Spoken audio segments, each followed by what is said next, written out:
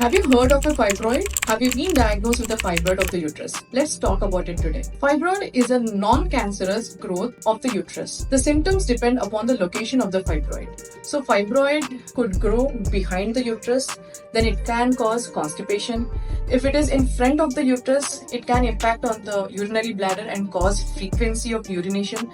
If it is inside the uterus, called as a submucous fibroid, then it can also cause infertility and heavy menstrual bleeding.